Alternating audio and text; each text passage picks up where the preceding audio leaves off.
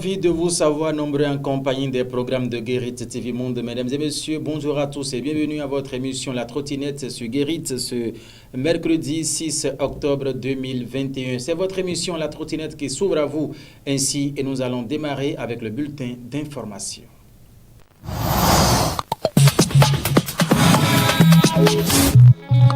Économie béninoise, potentiel impact d'une monnaie unique de la CEDEAO. Le quotidien Matin Libre s'est intéressé à la chose aujourd'hui et nous vous proposons de suivre ici le contenu à travers ce récit de la rédaction de Guérit TV Monde. La création de la monnaie unique de la CEDEAO est l'un des objectifs fondamentaux de cette communauté depuis sa création le 28 mai 1975. À compter de cette date, cet objectif a été régulièrement réaffirmé par les plus hautes autorités de la communauté lors de leur session, dont la première s'est tenue en juin 2019 à Abuja au Nigeria. Son objectif est double: améliorer les échanges entre les différents pays membres, renforcer la stabilité et la résilience des économies et impulser une croissance forte, durable et inclusive au niveau de la région.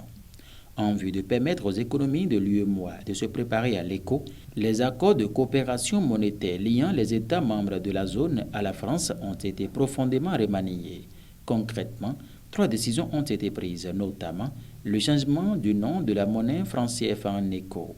Lorsque des pays de l'UEMOA intégreront la nouvelle zone ECO de la CEDEAO, l'arrêt de la centralisation des réserves de change au Trésor français, la fermeture du compte d'opération et le transfert à la BCEAO des ressources disponibles dans le compte, le retrait de tous les représentants français dans les organes de décision et de gestion de l'UEMOA, conseil d'administration de la BCEAO, commission bancaire et comité de politique monétaire.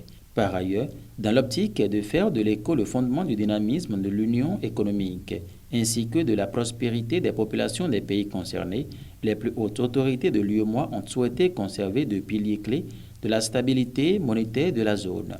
Le maintien du taux de change fixe par rapport à l'euro qui assure la parité actuelle et la garantie de convertibilité illimitée de la monnaie par la France. Les décisions actées le 21 décembre 2019 à Abidjan représentent ainsi un tournant majeur vers la mise en place de l'ECO et n'affectent en rien l'usage quotidien du franc CFA par les populations et les entreprises de l'UEMOA. Pour ce qui est de l'impact sur l'économie béninoise, la mise en œuvre d'une telle réforme, initialement prévue en 2020, a été reportée à 2027 en raison de la nécessité d'articuler la réforme avec la feuille de route du projet de monnaie du même nom ECO commune à l'ensemble des pays de la CEDEAO dont les pays de l'UEMOA sont aussi membres.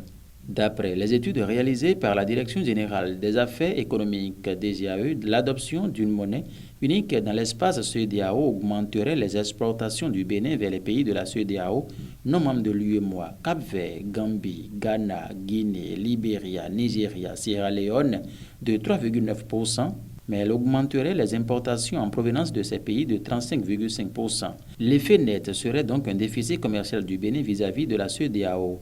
Les résultats indiquent également que le taux de croissance de l'investissement et du PIB du Bénin répondent positivement à l'accroissement des exportations.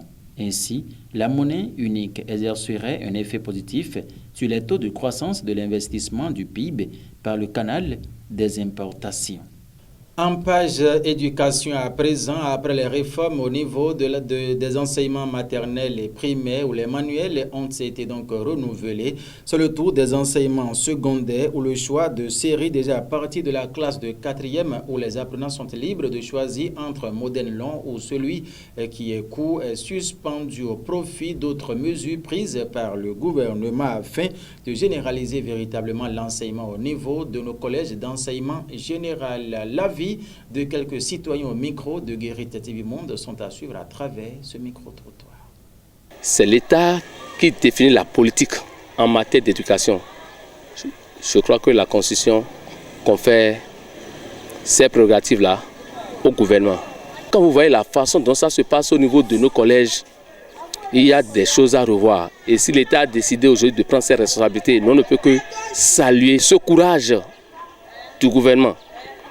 Figurez-vous, il y a des apprenants qui ont des talents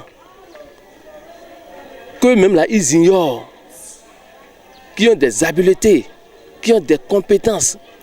Et simplement parce qu'on a pris conseil chez un ami ou tel camarade ou bien un parent, a dit, ah, toi, tu peux faire ci, tu peux faire ça. L'enfant choisit pour dire, non, moi, je ne peux pas faire les séries courtes, c'est-à-dire les sciences.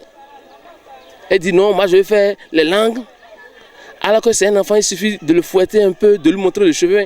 Et cet enfant va être très excellent dans les sciences. Et c'est des années plus tard que ces apprenants se rendent compte que c'est une erreur de leur part. Et nous ne pouvons pas aujourd'hui parler d'une formation générale et faire de distinction déjà au niveau du premier cycle. Pour moi, ça n'a pas de sens. Pour la classe de 4e, il faut que les enfants suivent une formation complète, que ce soit en physique ou en langue. Ils sont encore jeunes, modélables à ce niveau. Il faut donner la chance aux apprenants d'avoir une formation complète, d'avoir les bagages, c'est-à-dire les bases nécessaires, ne serait-ce au niveau du premier cycle. Et quant à ce qu'est après le BPC, faire des choix qu'ils auraient souhaités. Je crois que c'est beaucoup plus responsable. Je pense que si cette décision est prise, c'est quand même une façon de redorer un peu le blason du système éducatif. Parce qu'aujourd'hui, la science, c'est le monde, ou le monde, c'est la science. Le monde repose aujourd'hui sur la science. Il n'y a pas ce truc-là que tu vas vouloir faire et mettre à part ou isoler la science et ça pourra marcher. Non, ça ne pourra pas marcher. Donc, je pense que cette décision, elle est salutaire, elle est venue à point nommé. Vous voyez, cela va néanmoins empêcher la paresse au niveau de nos apprenants parce que déjà en 4e, l'enfant n'étant pas mûr ou bien, ou je dirais en tout cas mûr, dans la science, choisit carrément les modèles, mes modèles longs que vous dites là. Voilà, les modèles longs depuis la 4e. Et ça suit sur toute la ligne. On est littéraire, mais est-ce que la littérature, même là, ils arrivent à parler le français comme cela se doit? Non, le problème reste toujours posé. Donc ça là, c'est venu à point nommé. Et ce bulletin d'information se poursuit. L'avènement de la nouvelle technologie a transformé le monde en un quartier planétaire en ce 21e siècle et chacun s'en sert à sa manière. Dans ce registre s'inscrit l'utilisation des réseaux sociaux. Quelle est donc son utilité en ce jour? Ida Sago, Kabir Wayadi sont intéressés à la question et c'est à travers ce reportage. Facebook, WhatsApp, Instagram, Twitter, TikTok et autres. Ces réseaux sociaux drainent de plus en plus de monde sur l'Internet.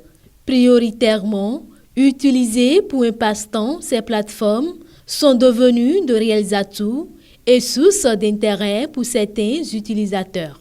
Aujourd'hui, WhatsApp, Facebook, Viber, tout ce que l'on a, YouTube et autres là, sont aujourd'hui la risée de tout ce qui est communication et information. La communication a une vitesse exponentielle parce que tout de suite vous allez faire une pause ou bien poser un message en ligne aujourd'hui et 10 minutes après vous allez voir ce message va peut-être échouer à Washington ou bien je ne sais où. Donc premièrement, c'est l'avantage clé des réseaux sociaux. Il y a aussi la visibilité. Peut-être c'est un pan de la communication. Avec nos téléphones, smartphones, tablettes et autres aujourd'hui, on arrive quand même à connaître les gens. On arrive à faire des photos live, on arrive à faire des vidéos live. Et le Béninois lambda qui est de la diaspora ou bien qui est je ne sais où là, arrive à voir visuellement, que ce soit en image ou bien que ce soit en vidéo, arrive à voir celui qui est en train de porter le message, celui qui est en train de lui faire porter, de lui apporter une communication. Donc, un plat comme dans l'autre, le volet communication et le volet visibilité vont de pair avec nos réseaux sociaux aujourd'hui. La dernière fois, quand le réseau social WhatsApp a eu un bug, ça fait chuter à près de 6 milliards le chiffre d'affaires du réseau. Donc, ça a eu un impact sur nous, utilisateurs. Et moi, personnellement, en tant qu'utilisateur, ça a retardé ma communication dans un certain nombre de travaux que nous faisons. Donc, ça a eu un léger désavantage au niveau de nous, consommateurs. Notre génération est une génération informatisée. Et si nous allons marcher dans la droiture avec cette génération-là, nous ne pouvons pas nous échapper des réalités associées à cette génération-là. Sur les réseaux sociaux, on peut transférer de l'argent sans se déplacer. On peut rester à la maison, travailler en étant toujours connecté. Aujourd'hui, on ne peut pas vivre sans les réseaux sociaux. Les avantages qu'offrent les réseaux sociaux semblent indéniables, mais ils ne sont pas sans revers. Les cyberarnaques, les détournements, si je peux parler en ces termes, les usurpations, toutes formes d'usurpation, que ce soit de matériel, de personnes ou bien de biens. Parce que celui qui se cache derrière, que ce soit l'appareil ou bien l'ordinateur ou bien l'autre, la tablette et consort, on ne sait pas si cette personne-là, il est de bonne foi, s'il est crédible, si ce qu'il prétend vendre est pour lui ou pour autre. Donc, inconvénient des réseaux sociaux, il y a la mauvaise foi que les gens en font de ces utilisations-là à tous les utilisateurs des réseaux sociaux. Que nous privilégions l'avantage de ces réseaux sociaux, à savoir la commercialisation de nos produits, de nos articles, de nos services et biens et autres, au détriment des usurpations, au détriment des fausses identités et des contre-publicités que nous observons sur les réseaux sociaux. Donc j'invite vivement tout le monde à en faire un très bon usage dans la perspective évolutive. In fine, les plateformes sociales semblent devenir incontournables et il est important de les utiliser à bon escient. Ainsi se referme le bulletin d'information sur Guérit TV Monde ce mercredi 6 octobre 2021. La trottinette se poursuit et un tour au service commercial. Nous allons revenir encore en plateau. Pour ne rater aucune actualité relayée sur Guérit TV Monde, c'est simple et facile. Abonnez-vous à notre compte YouTube en tapant Guérit TV Monde. Guérit TV Monde, le leader des Web TV.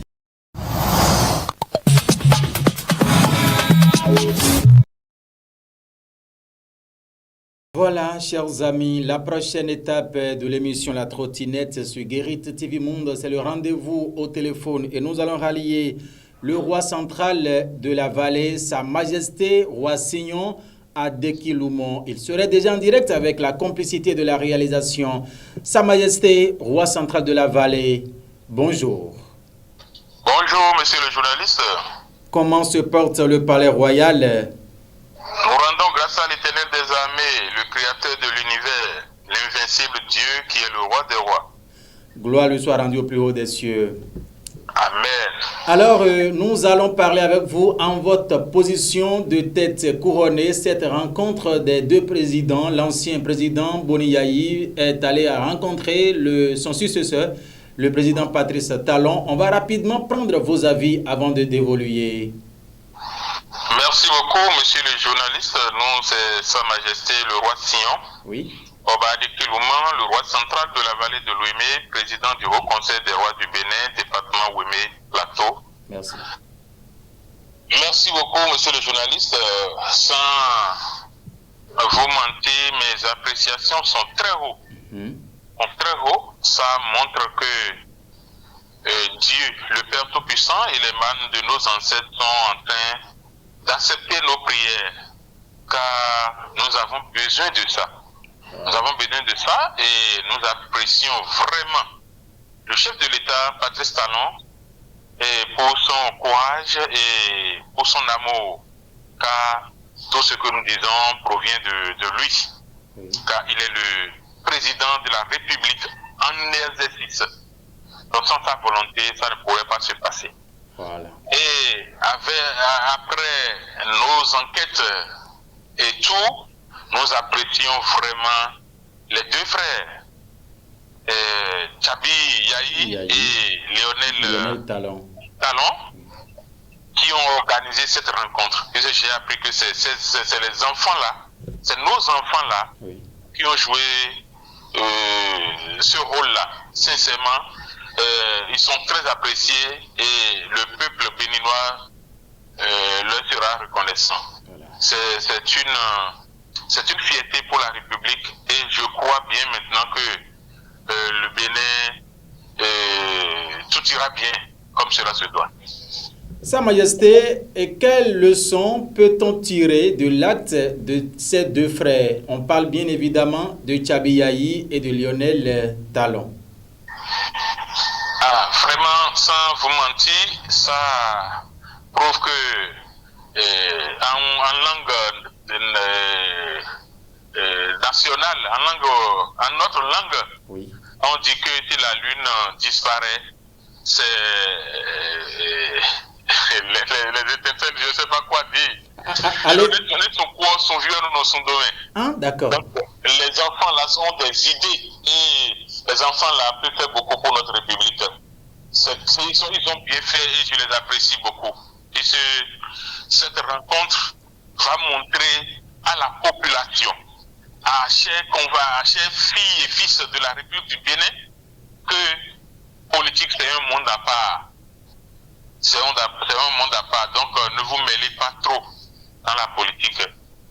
Sincèrement. Ça montre l'amour. Et les mots me manquent pour qualifier ça. J'ai beaucoup apprécié ça et j'ai beaucoup aimé ça. J'ai beaucoup aimé ça. Ceux qui se chamaillent sur le terrain, qui ne se comprennent pas sur le terrain, car leur leader ne s'entend pas et qu'on sort, je vais leur dire de regarder ce film-là. Donc ils sauront que le Bénin est indivisible et tout ira bien dans la République du Bénin. Voilà.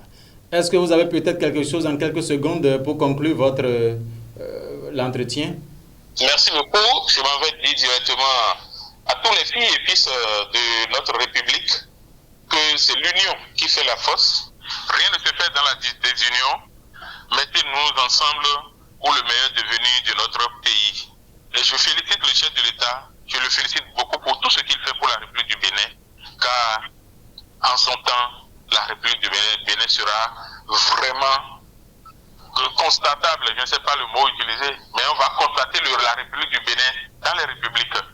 Et c'est une appréciation qu'on doit apprécier. Je vous remercie.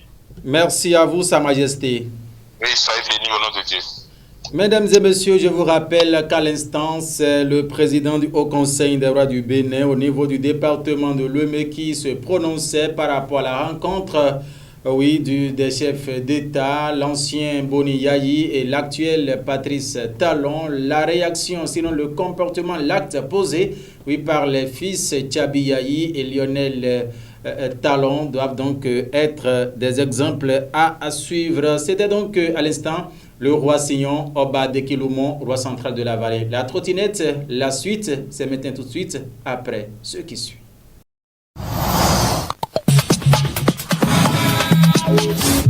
En page rétro ce mercredi 6 octobre 2021, nous vous invitons à suivre l'ancien maire de la commune d'Adjoun, Roland Darefa.